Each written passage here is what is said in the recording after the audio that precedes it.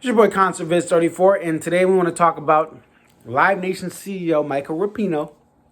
He was speaking on Live Nation's Q4 2020 earnings call, the beginning of 2021.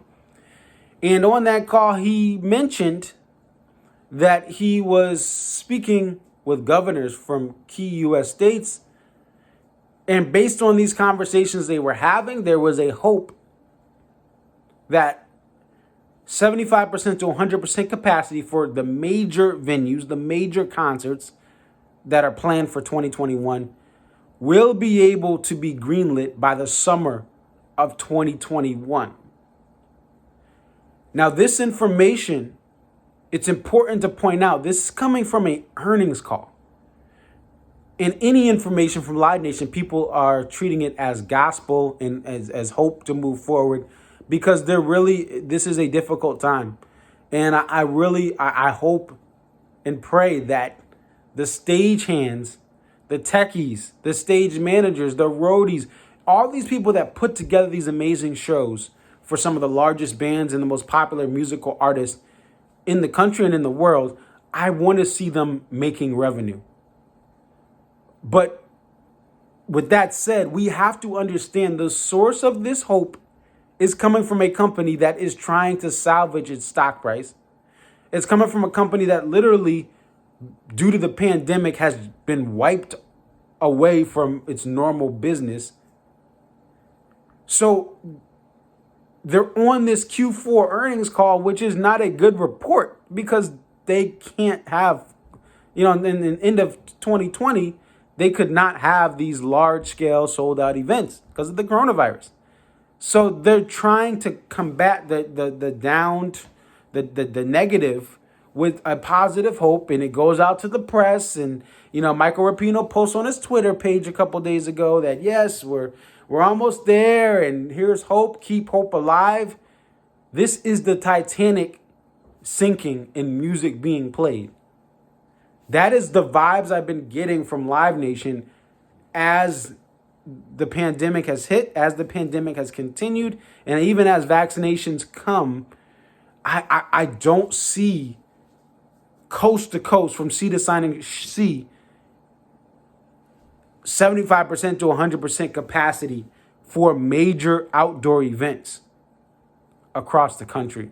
And I don't see any artists mentioning clearly that they are going to be touring in 2021 into these larger scale venues. I see mid-tier acts and local musicians figuring out ways, which is great, to have events.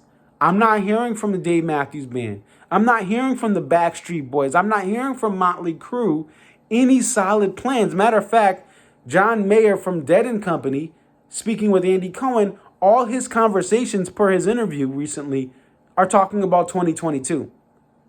Until I hear artists truly talking about boots on the ground, crews ready, precautions good to go, all of these great workers being fully vaccinated with 2 shots of the Moderna or Pfizer vaccines, or 1 shot of the J&J vaccine, Johnson & Johnson vaccine that was just approved here in the United States this past week. Until I hear that, I'm not buying the major acts are doing tours in 2021 with 100% capacity. And I'm sorry to be the bearer of bad news, but this is just the reality. I know people want to get back. I know there's been so much loss and hurt and loneliness in this time of the pandemic, but do not take the word of Live Nation CEO or anyone from Live Nation on an earnings call as gospel. This is talk. This is slick stuff.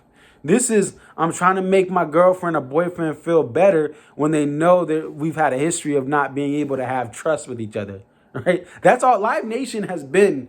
We are married. We are in a relationship with the live music from Live Nation, but we've had some turmoil. They've charged us crazy fees. They've done crazy things to jack up ticket prices that are out of even the artist control. The food has gotten more expensive. The parking keeps going up and up at these venues. And I know that there are hardworking people behind this, and that's not their fault. But at the top of this company, we've had things that have made us have trust issues with the company. And all they're doing is talking that fly talk. Oh, honey. Oh, dear. It's going to be all right.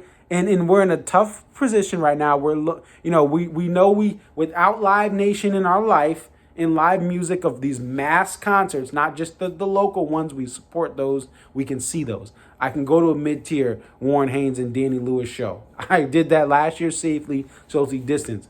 But we want to see Dave Matthews Band. We want to see Jay-Z. We want to see Pearl Jam. We want to see these big acts, but we cannot take this from a Live Nation CEO on an earnings call, folks. An earnings call. I'm sorry, guys. Again, people to call me Debbie Downer. And if you don't want to go during COVID, Concert Viz 34, don't go. That's not the point. The point is, until we hear more from artists, this is all a bunch of talk to keep the stock price stable. Talk to raise hope so that people don't turn and become angry when they find out the tour is going to be moved to 2022, which I think a majority of artists are going to do.